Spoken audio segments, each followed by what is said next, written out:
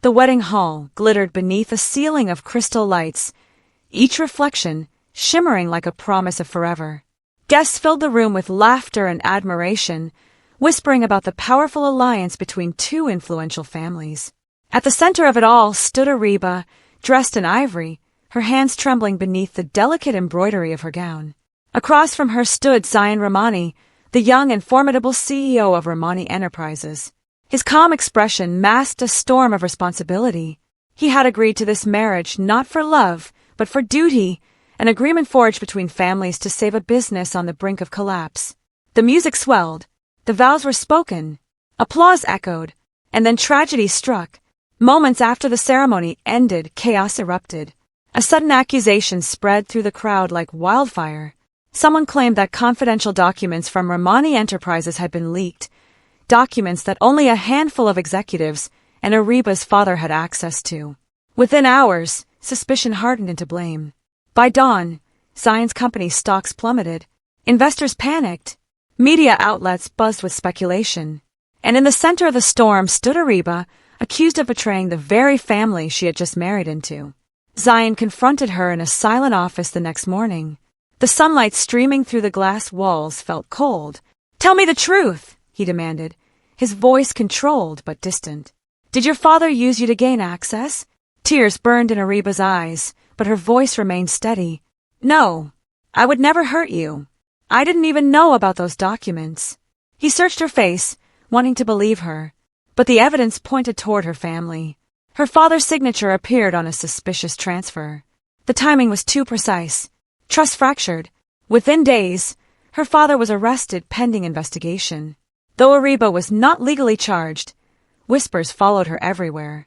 The wedding that was meant to unite two families had become a symbol of deception. Zion did not annul the marriage. Instead, he made a decision that shocked everyone.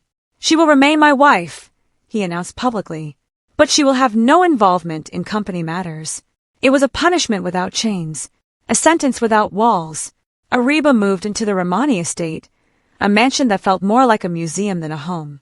The servants treated her politely but distantly. Zion traveled frequently, burying himself in work to rebuild his empire, and Areeba began her quiet atonement. Though she maintained her innocence, she felt responsible. The leak had happened because of the alliance, because of her wedding, because of her family. She devoted herself to restoring the Rahmani reputation in ways no one expected. She started by volunteering anonymously at community centers, funded by the company. She organized charity events, ensuring every detail reflected integrity and transparency. She studied business ethics and corporate law, determined to understand the machinery that had destroyed her happiness. Years passed. Zion rebuilt his company with relentless determination. Rahmani Enterprises expanded into new markets. He became known not only as a brilliant CEO, but as a man who rose from scandal stronger than before. Yet at home, silence lingered. Areeba and Zion shared meals across long tables. They exchanged courteous words. They existed like two planets in the same orbit, close but unreachable. Still, Zion observed her. He noticed how employees spoke of her kindness, how charity partners praised her dedication, how she never defended herself publicly, never blamed anyone. 5 years after the wedding, a breakthrough came unexpectedly. An internal audit triggered by a new cybersecurity division uncovered something buried deep in old data logs. The original leak had not come from Areeba's family at all. It had been orchestrated by Zion's former chief financial officer, an ambitious executive who had manipulated digital signatures to frame Areeba's father while planning to take control during the company's collapse. The evidence was undeniable. Zion stared at the report in disbelief. His pulse thundered in his ears. All these years, all this distance, all that pain. He drove home earlier than usual that evening. The mansion lights glowed warmly against the darkening sky. Through the window, he saw Areeba seated at a desk surrounded by documents for an upcoming charity summit. She looked peaceful, focused, stronger than the fragile bride he had married. He entered the room quietly. "Areeba!" She looked up, surprised by the urgency in his voice. "There's something you need to know." He handed her the file. She read slowly, her expression shifting from confusion to shock. "It wasn't my father," she whispered. "No, His voice broke for the first time in 5 years. He was framed. You were innocent. From the beginning. Silence filled the space between them, but it was no longer heavy with suspicion. It trembled with realization. My father, she began, tears spilling freely now. He lost everything. His reputation. His health. He always said the truth would come out one day. Guilt surged through Zion like a tidal wave. I should have trusted you, he said. You stood beside me when everyone doubted you. And I kept you at a distance. Areeba closed the file gently. You had every reason to doubt. The evidence was convincing. But I was your husband, he replied. And I failed you. For the first time since their wedding day, the walls between them began to crumble. The following weeks brought a whirlwind of change. Zion held a press conference, revealing the truth and publicly clearing Areeba and her father's names. The former CFO was arrested. Media outlets that once criticized the wedding now praised the couple's resilience. Areeba's father, though aged by stress, stood tall during the announcement, his dignity restored. At home, something softer began to bloom. Zion no longer buried himself entirely in work. He invited Areeba into strategic discussions, valuing her insights shaped by years of studying ethics and corporate reform.